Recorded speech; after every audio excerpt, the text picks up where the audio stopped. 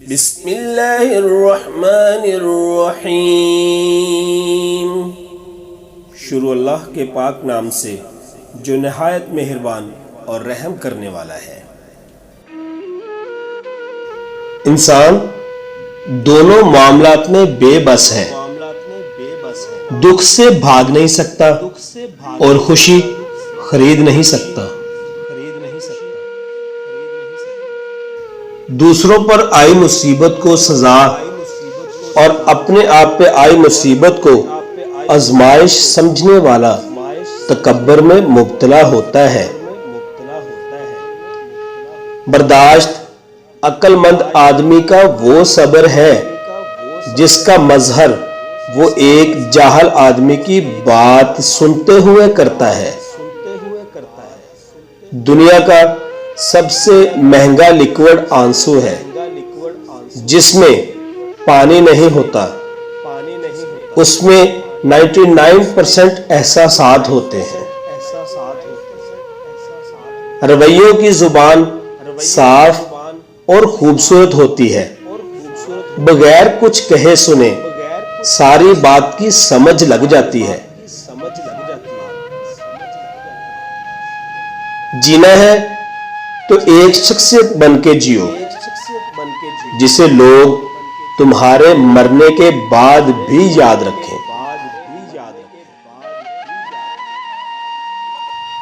بے بس کی آنکھ سے گرنے والا ایک آنسو کتنی عبادتوں پر فوقیت لے جاتا ہے۔ جب کوئی ہاتھ اور ساتھ دونوں چھوڑ دیتا ہے نا، تب اللہ کسی اور کو انگلی پکڑنے کے لیے بھیج دیتا ہے۔ مزاج میں تھوڑی سختی لازم ہے، لوگ پی جاتے اگر سمندر کھارا نہ ہوتا۔ ماں تو ماں ہے، آخر جان لیتی ہے۔ آنکھیں سونے سے لال ہیں یا کہ رونے سے۔ کائنات کا سب سے بڑا سچ ہے کہ رب العالمین تک پہنچنے کے لیے رحمت للعالمین کی ضرورت پڑتی ہے۔ گناہ نہیں چھوٹ رہا، یہ فکر کی بات ہے۔ ضمیر ملامت نہیں کر رہا، یہ خطرے کی بات ہے۔ سب سے بد نصیب وہ ہے جسے اپنے رب سے دعا مانگنے کا وقت نہ ملے۔ اسلام نے عورت کو قید نہیں کیا بلکہ ہوس پرست لوگوں سے محفوظ رکھا ہے۔